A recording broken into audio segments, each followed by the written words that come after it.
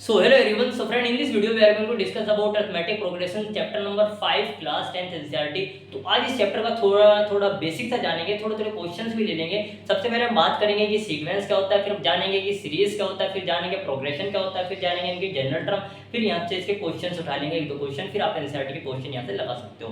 तो चलिए स्टार्ट करते हैं। सबसे पहले बात कर लेते हैं सीक्वेंस क्या होता है। देखिए सीक्वेंस क्या होता है।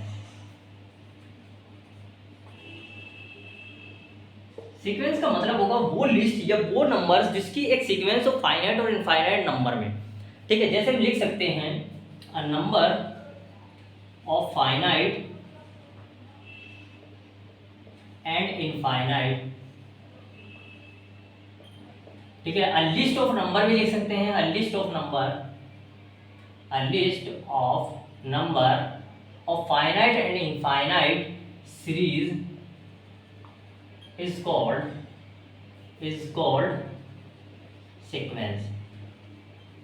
उसी को हम क्या बोलते हैं, सीक्वेंस बोलते हैं। जैसे एग्जांपल ले सकते हैं, एग्जांपल के तौर पे ले सकते हैं, जैसे 1 हो गया, 3 हो गया, 5 हो गया, है ना, और 7 हो गया, और यहाँ पर हम 9 ले सकते हैं और आगे चलते जाएंगे।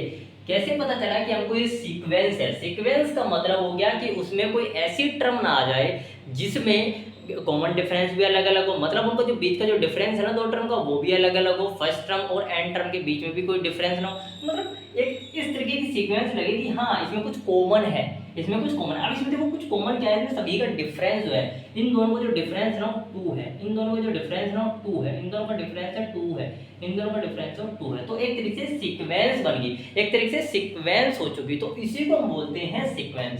अच्छा, जैसे फिबोनाची सीरीज एग्जांपल दूसरा भी ले सकते हैं, all Fibonacci series, all Fibonacci Fibonacci Fibonacci series are also sequence। अब भैया फिबोनाची सीरीज क्या होता है? फिबोनाची सीरीज आपने पढ़ी होगी 9th क्लास में। जैसे होता है मेरे पास 1 0 1 1, ठीक है, और 2 3 5 8 13 और 21, ये सब मेरे पास फिबोनाची सीरीज होती है। फिबोनाची सीरीज का मतलब क्या होता है भैया? क्या इसमें कैसे पता चला हमको सीक्वेंस है? देखिए इसमें सीक्वेंस का कैसे पता चला। देखो अगर मैं 0 में 1 को ऐड कर रहा हूँ तो मेरे पास 1 आ रहा है, और अगर मैं 1 में 1 को ऐड कर रहा हूँ तो 2 आ रहा है, और 2 में अगर तुम 3 को ऐड कर रहे हो तो 5 आ रहा है, और 5 में अगर तुम किसको 3 को ऐड कर रहे हो तो 8 आ रहा है, 8 में अगर तुम किसको 5 को ऐड कर रहे हो तो 13 आ रहा है, और 13 में अगर तुम 8 को ऐड कर रहे हो तो 21 आ रहा है। तो ये इस तरीके से हमको पता चल रहा है कि इसमें सभी में कॉमन है कि इन दोनों को ऐड करेंगे तो हमारे पास ये आएगा, इन दोनों को ऐड करेंगे तो हमारे पास ये आ जाएगा। तो ये इस तरीके से इसको बोलते हैं फिबोनाची सीरीज। अच्छा भैया बात करते हैं what is this series. Series क्या होता है? देखो सीरीज का मतलब क्या होगा? सीरीज एक सिंपल सा टर्म है। ये तुम्हारे पास अगर ये सीक्वेंस है ना, तो इसके बीच में अगर मैं प्लस प्लस लगा दूं, तो मैं प्लस प्लस लगा दूं तो वही मेरे पास एक सीक्वेंस, वही मेरे पास एक सीरीज कहलाता है। जैसे 1 3 प्लस 5 प्लस 7 प्लस 9, तो ये एक मेरे पास सीरीज होता है, ये मेरे पास एक सीरीज होता है। ठीक है, जैसे मैं यहाँ पर मैं ऐड कर दूं, यहाँ पर इन सभी टर्म को मैं क्या कर दूं, प्लस कर दूं, तो ये सभी मेरे पास टर्म जो होती है वो सीरीज कहला जाएगी, वो सीरीज हो जाएगी। अब बात करते हैं मेरे पास अर्थमेटिक प्रोग्रेशन के बारे में, जानेंगे कि अर्थमेटिक प्रोग्रेशन क्या है। चलिए देखिए, ये तो कुछ नहीं था, इसमें तो कॉन्सेप्ट था थोड़ा। ठीक है, चलिए बात कर लेते हैं मेरे पास इसको प्रोग्रेशन जानेंगे, प्रोग्रेशन क्या होता है।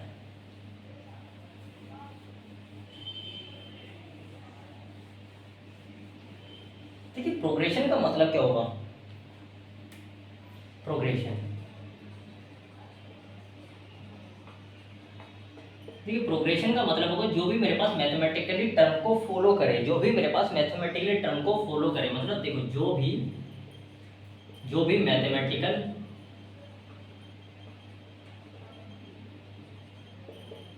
मैथमेटिकली टर्म को फॉलो करे, लिख सकते हैं इसको, फॉलो करे, उसी को हम प्रोग्रेशन बोलते हैं। भैया कैसे?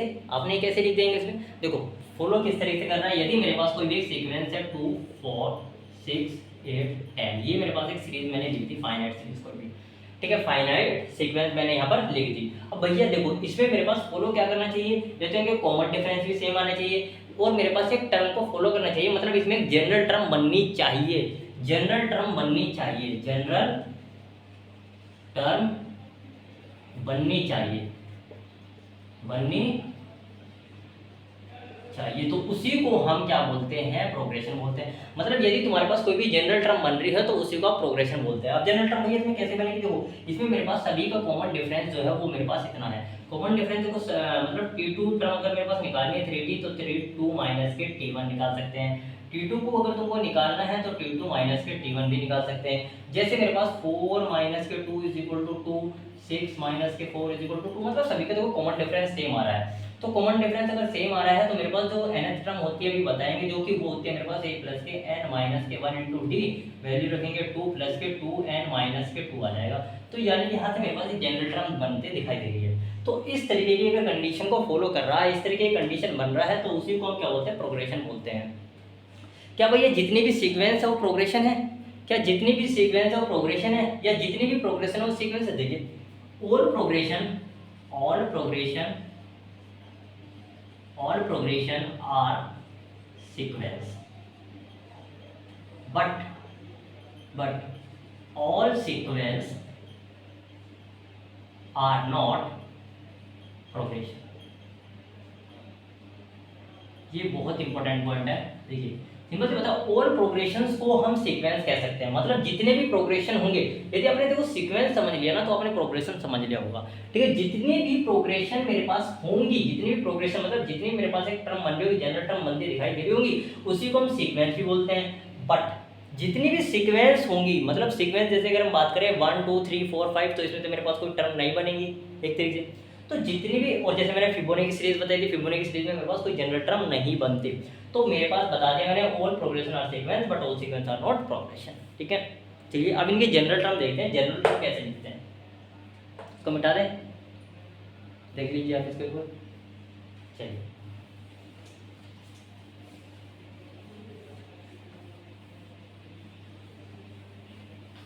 अब बात करते हैं जनरल टर्म ऑफ एपी।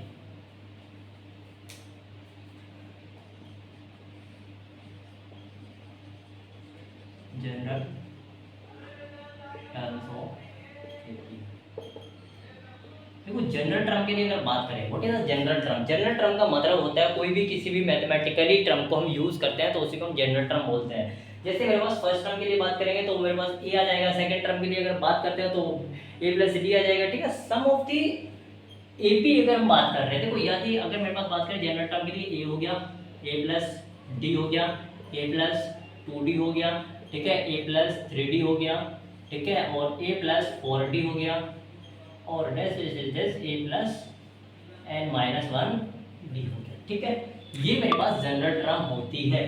ठीक है, यही मेरे पास जनरल टर्म होती है एपी की। यदि मेरे को फर्स्ट टर्म निकालना हो, यदि मेरे को फर्स्ट टर्म निकालना हो, फर्स्ट टर्म, तो फर्स्ट टर्म को आपको दिया जा रहा है वो ए होगा।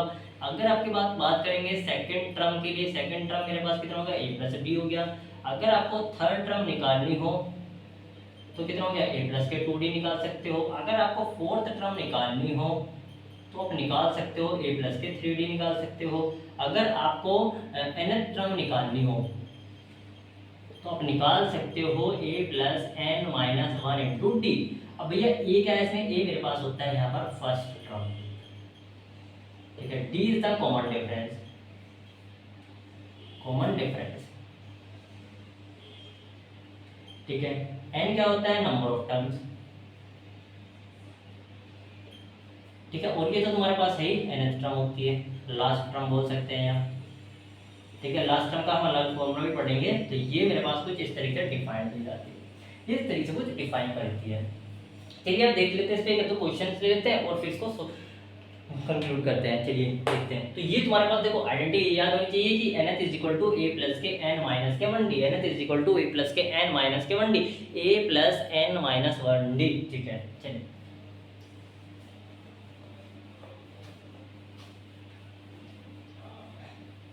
क्वेश्चन क्या है, क्वेश्चन है आपके पास फाइंड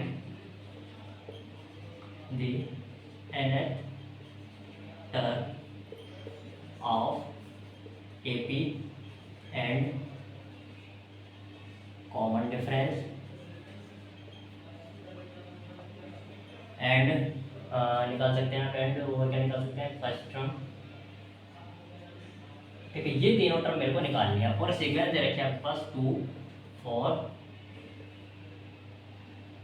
6 8 10 ये दे रखा है। ठीक है, सीक्वेंस में मेरे पास ये दे रखा है 12। चलो ठीक है, सबसे पहले देखो मेरे पास क्या है कि ए एन मेरे पास पता है कि फाइंड द nth टर्म निकालना है आपको, तो a प्लस एन माइनस के 1 इंटू डी रखेंगे। ठीक है, अच्छा फाइंड द nth टर्म निकालना हो तो देखो अगर तुमको nth टर्म निकालना हो एपी का, मतलब nth टर्म ऑफ एपी, ये nth टर्म ऑफ एपी ये निकालना है, तो तुम्हारे पास ये भी गिवन नहीं है, ये तुम्हारे पास गिवन नहीं है, and the number of terms लिख सकते हो इसमें। अच्छा नंबर ऑफ टर्म गिवन है, ठीक है, चलिए देखते हैं।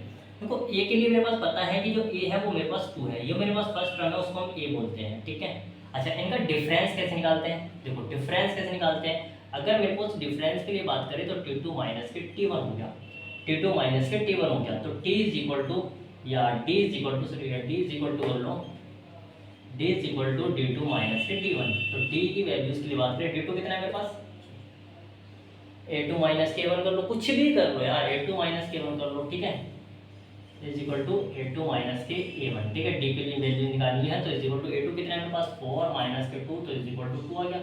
तो ये मेरे पास कॉमन डिफरेंस आ गया। ठीक है, d या ये मेरे पास कॉमन डिफरेंस d।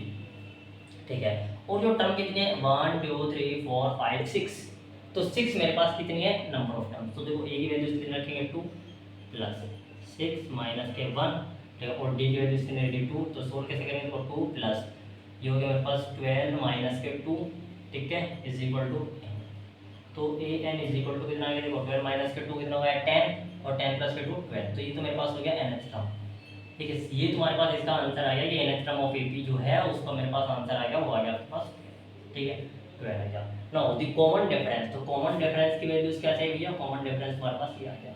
ठीक है, नाउ द फर्स्ट टर्म के लिए बात करें तो मेरे पास फर्स्ट टर्म जो है वो 2 है, फर्स्ट टर्म इज 2। ठीक है, तो इस तरीके से हम इनको सोल्व कर सकते हैं, इस तरीके से हम इनको सोल्व कर सकते हैं। तो चलिए मिलते हैं नेक्स्ट लेक्चर में, तब तक के लिए okay bye, take care, all the very best. और नेक्स्ट लेक्चर में हम कोशिश करेंगे इसकी फुल एनसीईआरटी की जो एक्सरसाइज होगी 5.1 उसको कम्प्लीटली सोल्व करेंगे। तो bye bye, take care, all the very best.